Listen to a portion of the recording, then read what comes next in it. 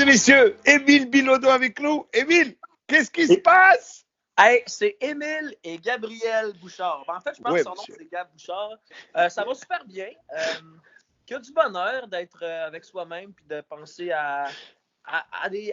Moi, j'ai des pensées philosophiques quand même. Je nous trouve chanceux. On se questionne, hein? Ouais, on est chanceux, les Québécois, tu sais, d'être quand même en contrôle. Tu sais, je regarde l'Italie, je regarde l'Espagne. Puis, tu sais, les questions-là, pourquoi eux, pourquoi pas nous? C'est des questions qu'on se posait même avant la crise, là, mais on dirait que c'est comme... C'est la première fois, en fait, qu'on vit quelque chose, toute la gang. Ouais, exactement. Il y a des choses qui nous touchent d'habitude. Tu peux relate, par exemple. Je sais pas, je t'ai vu, tu as été en Catalogne, tu as été à Barcelone récemment quand il y a eu justement les demandes d'indépendance, etc. Donc ça te touche parce que clairement, tu es indépendantiste québécois, etc. Mais là, c'est la première fois que c'est comme toute la planète. Exactement. Dans les 10, 15 prochaines, 50 prochaines années, on va avoir comme un regard de, tu sais, les vétérans de l'armée là, du Vietnam, ils se regardent avec un respect de... Ouais, hein? Ouais, moi aussi. Mais c'est drôle le parallèle des autres guerres et des autres conflits, parce que c'est vraiment ça que nos politiciens nous répètent, c'est que autant que les femmes ont mené le combat de la charge pour l'égalité, l'équité, tu sais, autant, comme tu l'as dit, les vétérans sont allés battre pour plein de sortes de raisons. Là, tu sais, il y a des raisons politiques, des raisons cachées, par exemple. Tu sais, la guerre au Vietnam. c'était un échec, en fait. Je pourrais pas dire qu'ils sont battus pour la liberté, mais ce que je veux dire, c'est que là, ils nous demandent de faire un effort qui, en fait, n'en est pas un. C'est juste fait l'effort de plus faire d'effort. Il y a un mime qui passe sur Internet. On a demandé à ton grand-père d'aller à la guerre. Tu le vois avec son uniforme. On te demande de rester chez toi et tu vois un mec qui est vaché là. Jamais. C'est sûr, man. Mais c'est vraiment important de le faire. Parce que, tu sais, encore, c'est ça, j'ai beaucoup cette discussion dans les derniers jours avec qu'est-ce qui se passe. Et je remarque que ça veut dire c'est un combat qu'on n'a aucune idée de la force de l'adversaire. Exactement. À la guerre, on sait à peu près, parce qu'on a vu des films, parce qu'on a joué à des jeux, parce qu'on a des espions. Et parce que l'humanité y a été 2000 fois depuis qu'elle existe. Mais ça, là, c'est comme, on a deux exemples, la grippe espagnole et la peste, man. Et les deux, ça finit mal en tabarnak. Exactement, c'est pas le fun. Ben oui, mais tu as raison. Je pense que c'est un combat à long terme parce qu'il y a des statistiques sur l'Ebola, je pense. C'est mon ami qui parlait de ça. Qu'il y a des pays qui ont desserré peut-être les mesures sanitaires quand la première vague est passée. Mais il y a des statistiques, puis ça a été démontré que les pays qui ont pris ça plus relax après la première montée de la courbe, là, eux autres, ils ont succombé à une deuxième vague. Fait que ça va être important d'être assidu.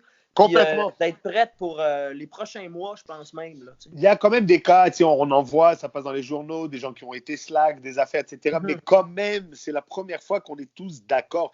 Et je pense, je ne parle pas que pour moi, on était une gang qui n'était pas caquiste et qui ne tripait pas le go tant que ça avant ce qui arrive.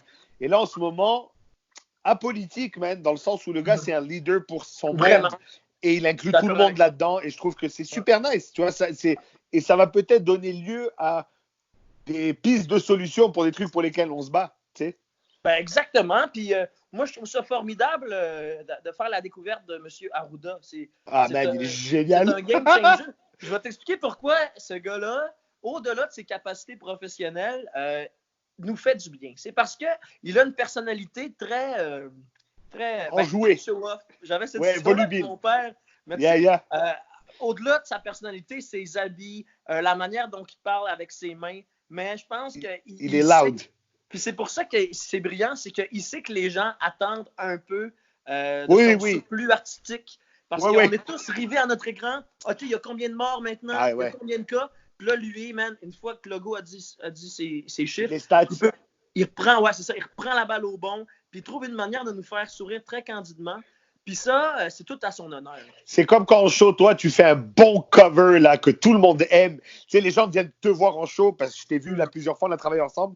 Et sur scène, c'est de la dynamite, mais je veux dire, quand il y a un cover, mettons, et tu le sais c'est quoi là, et que tout le monde connaît la chanson, et là, ils voient leur gars en train de le faire. C'est ça. Alors, Arruda, c'est genre, ce qui est génial aussi, c'est qu'il a montré, et c'est ça que je te dis, ça va peut-être donner des pistes de solutions à des questions qu'on avait. Arruda, ça montre que ça va pas tous les immigrants, c'est pas bien, et pas tout, tu vois, on en a une preuve retentissante. Non, mais tu sais. Mon homme. Non, mais tu sais, pour nous, c'est clair, parce qu'on vit là-dedans, on est correct. Mais je veux dire, prends le message général de tout le Québec, des gens qui sont pas mal intentionnés, mais tu sais, je le fais en tournée et toi avec. Il y a des gens qui savent pas, ils ont aucune idée, et c'est pas méchant, ils ont d'autres chats à fouetter. Là, ben mais, oui. Là, ça va donner un autre son de cloche. Même Legault, pour les gens qui disent « Ah, fuck la CAQ ». Il y a beaucoup d'immigrants qui ont été un peu froissés par sa façon d'aborder les questions en campagne électorale et tout. Mais là, on le voit, on se dit bon, ok, peut-être pas tout, mais au moins ça, ouais, ça, super. Je suis tellement d'accord avec toi, Nive. Je pense que suite à cette crise-là, quand on va s'être relevé de ça, tout le monde va être plus enclin à faire son bout de chemin pour aller vers l'autre. Ouais. Exact. À tout point de vue, comme on se disait, je parlais avec, dans d'autres discussions comme ça, et les gens se saluent dans la rue maintenant, d'un trottoir à l'autre. C'est quand la dernière fois que tu as salué quelqu'un dans la rue, là? Ben là, moi, je suis spécial. Là. Moi, non, oui, toi, c'est vrai que. Alors, pour nos auditeurs qui ne te connaissent peut-être pas, c'est rare, mais je le précise. J'anime la Saint-Jean à Laval le 24 juin, Saint-Jean-Baptiste. Émile est là. Merci beaucoup, merci toi avec. Émile est là pour chanter des tunes et il y a la chorale des petits chanteurs de Laval. Ils sont quoi, au moins 150. Et Émile se met à la sortie de la coulisse en fait. Et il a donné un high five à chaque chanteur de la chorale. Ça, c'était pré-COVID-19, mais. Oui, ça. Faut le mentionner, hein. Aujourd'hui, ça serait comme.